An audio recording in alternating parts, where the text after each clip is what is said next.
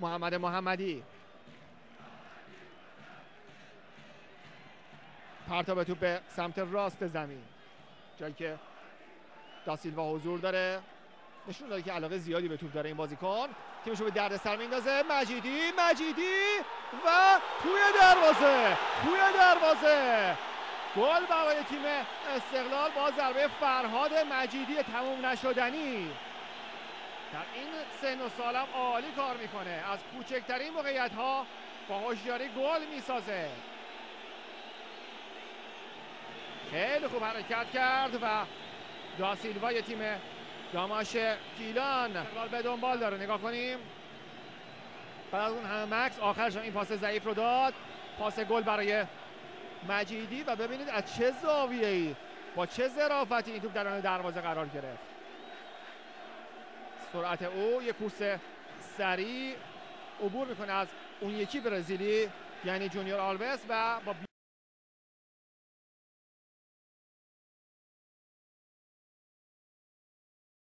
دو نفره میشه روی دروازه، توپ با پای چپ ارسال میشه. طالبلو توپ رو مشت میکنه، ایوان پتروویچ ضربه سر رو میزنه. این طرف پورخسروانی کوتاه با خود ایوان پتروویچ در اندیشه یک ضد حمله بازیکنان شاهین، حرکت رو به جلو. خود پورخسروانی از سرعت بالای خودش قصد داره که استفاده کنه. سامان آقازمانی درون محوطه جریمه از فیزیک بدنی استفاده میکنه. پورخسروانی دروازه خالی و گل! قفل دروازه باز میشه. ایوان پتروویچ دقیقه 50 اولین گل شاهین در لیگ 11 ورزشگاه شهید بهشتی رو منفجر میکنه.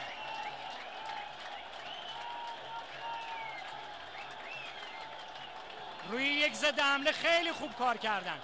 ای کاش صحنه رو از همون زمانی که ضد حمله صورت میگرفت میدیدید.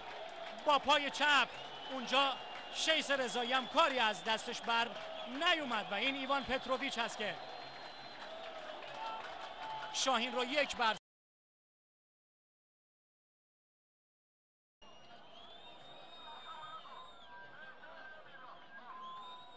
حرکت رو به جلو از بازیکنان پرسپولیس باز هم کامل نمیشه. پتروویچ راه میاندازه باز هم حمیدی رو، مثل اینکه هر وقت حمیدی راه بیفته شاهین راه میفته. خود محسن حمیدی در مقابلش نصرتی به تو میزنه. محسن حمیدی میفرسته و گل دوم! گل برای شاهین! ورزشگاه شهید بهشتی بوشهر شاید یک بار دیگه خاطره دو فصل گذشته رو داره به یاد میاره. باز هم حمیدی راه افتاد، باز هم شاهین گل زد این بار و کسی نیست جز محمد منصوری که جای کاپیتان علی کریمی رو خواهد گرفت. این گل زیبای شاهین هست روی حرکت خوب محسن حمیدی که حرکتش عالی بود، پاسش عالی‌تر و ضربه تمام کننده از منصور تنهایی. از زاویه دیگر این گل و باز هم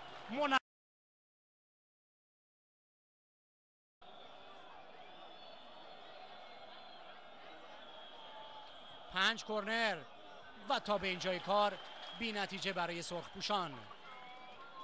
مجددا خود غلامرضا رضایی، همه بازیکنان درون محوطه جریمه هستند. طالبلو و گل از محمد نصرتی.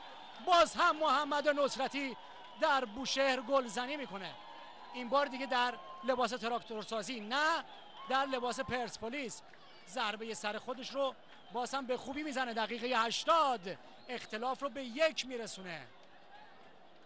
حالا معدود تماشاگران پرسپولیس حاضر در ورزشگاه شادی میکنن. خروج ناموفق از وحید طالبلو و نشون میده که در زدن ضربات سر موفق هست محمد نصرتی. در بازی مقابل